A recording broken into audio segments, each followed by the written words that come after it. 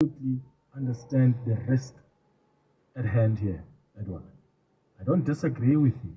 If this man goes, like I said, one NEC member, one minister said, "Do you understand that if he goes, it all comes down. It's all gonna collapse." And I said, "Well, maybe he needs to go with the party then, because I get our concern is if he goes, someone within the party comes in, then maybe throw him up. Well, let him leave with the party then. Maybe is that maybe what we need? I don't know." But we cannot be held ransom. There was actually an interesting tweet from, let me try and find it for you. Sebenzile Nkambule tweeted and says, when I spoke about the reform agenda, and she says, where is that? There we go. She says, "But Clement, has he been successful though in the reforms that he's instituted if their successes depend on him being in office? So if he were to be incapacitated due to ill health, would be faced with the same dilemma about who succeeds him. Nothing to fear. South Africa belongs to individuals." And that's 100%, right? We can't be held ransom. And yeah, I do think the reform agenda largely depends on him being in office. Do you think the president has faith in his many, at least the majority of his ministers? Do you think he's got faith that they can implement his reform agenda?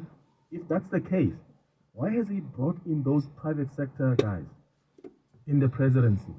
The super ministry now. I've lost count of how many people, whether it's Daniel Minele, who's looking at climate change and climate financing, whether it's the rate, Siponkosi, the rate,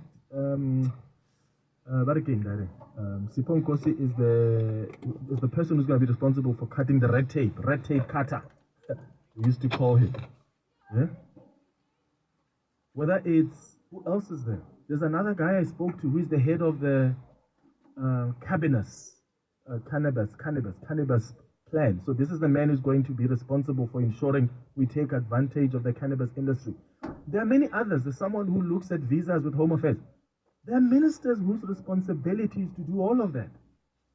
And I don't think the president has faith in them. That's why he's bringing in these guys and say, "I want you to be in charge of leading these reforms." Otherwise, he wouldn't need these guys. He would just go to their ministers and say, "Let's go.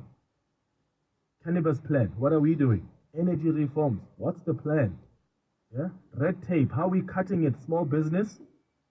But no, we need these chaps to come and help us, because I think he doesn't have much confidence in his ministers. Let's listen to some of your WhatsApps.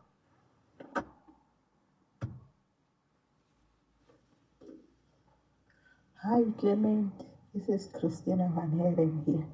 Hey Clement, why is it that you clever blacks, you always think that Cyril is the most precious thing that ever happened to ANC?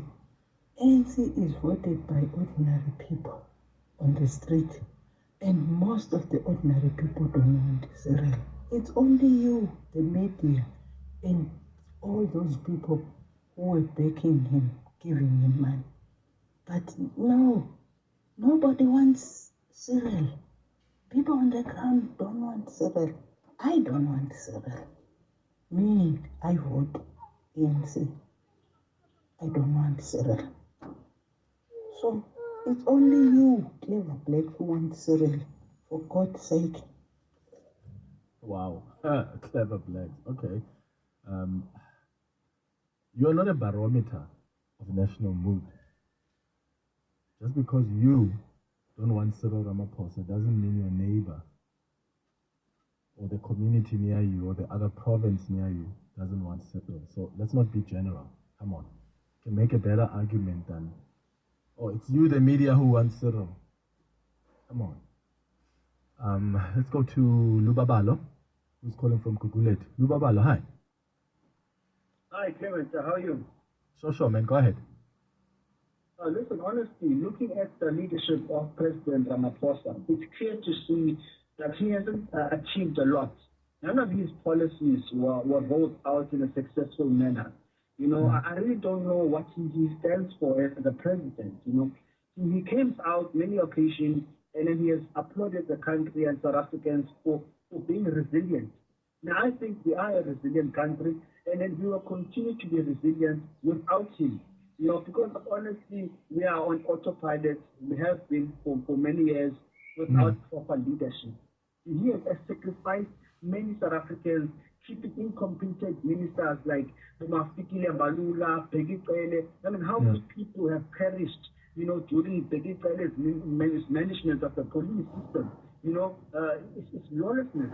So my conclusion is that he should resign, and we should prepare ourselves as a country mentally, to move forward with a government of coalition, different leadership coming together. Because this cabinet is not working, he's not working, All right. It's done.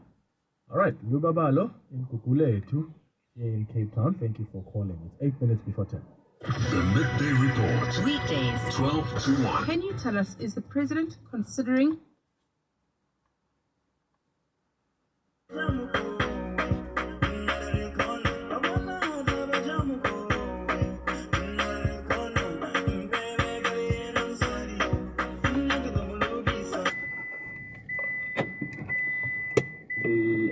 When he makes that announcement. Are we expecting a national address? Is that what you're saying? It will be in the form of a national address, correct.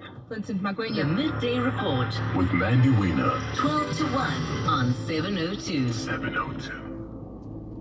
By now, you've probably heard that Outsurance could save you money on car insurance. And if they can't, you can ask them for 500 Rand. And if you've been claim free and with the same insurer for 3 years, you can ask them for 1,500 Rand. So, what on earth are you waiting for? SMS out.